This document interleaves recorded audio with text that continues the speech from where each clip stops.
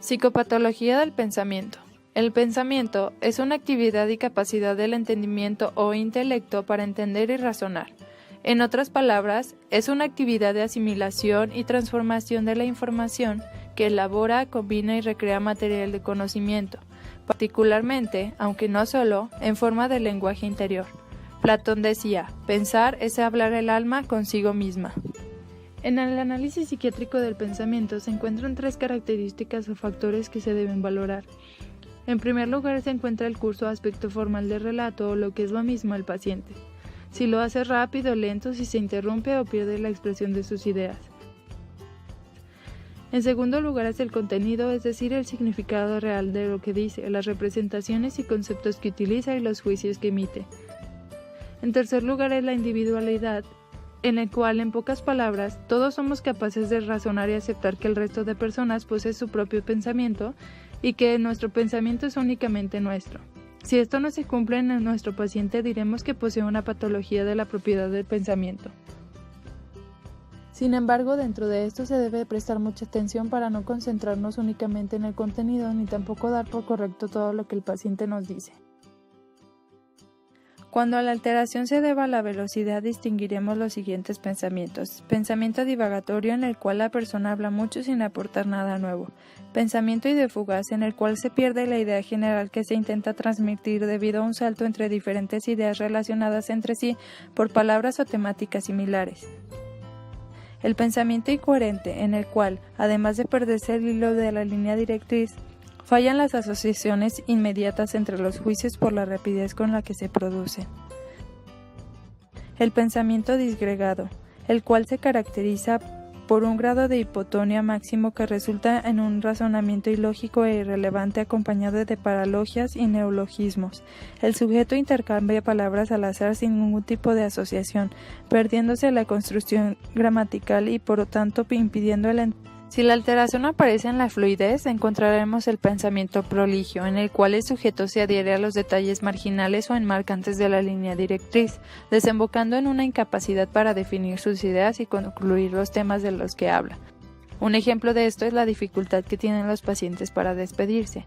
El pensamiento perseverante, en el cual el sujeto razona constantemente las mismas ideas debido a que le vuelven a la mente de forma repetitiva. Trastornos del pensamiento. Estos son errores en la selección de conceptos por parte del paciente a la hora de expresar sus ideas. Alogia. Se producen los sujetos incapaces de usar conceptos. Un ejemplo de esto es decir, te espero para almorzar, por lo que ellos dicen en su lugar. Te espero a la hora en la que los dos nos sentamos y Paralogia. Sucede cuando el paciente utiliza los conceptos de forma inadecuada, aplicándose un concepto abstracto a un objeto actual. Noología. Consiste en la hibridación de conceptos o invención de conceptos nuevos para dar nombre a vivencias sórdidas. Esto es típico de los esquizofrénicos. Trastornos del juicio. Los trastornos del juicio suceden cuando se altera la estructura psicológica del mismo, dando consecuencias absurdas en el contenido del pensamiento, como lo es el delirio, ideas obsesivas e ideas sobrevaloradas. Delirio. Es la alteración que recae en la certeza errónea, donde el individuo crea ideas o juicios que no forman parte de la realidad. Se divide en dos, ideas delirantes e ideas deliroides. Las ideas delirantes son las que no tienen una razón de existir. Las ideas deliroides son los juicios que se producen como resultados de un acontecimiento o situación específica. Ideas obsesivas. Son juicios o pensamientos que ejercen un dominio sin motivo con carácter compulsivo y repetitivo. Por ejemplo, la necesidad imperiosa de tener todo en un orden extremo, la limpieza exagerada tanto del propio cuerpo como de las habitaciones.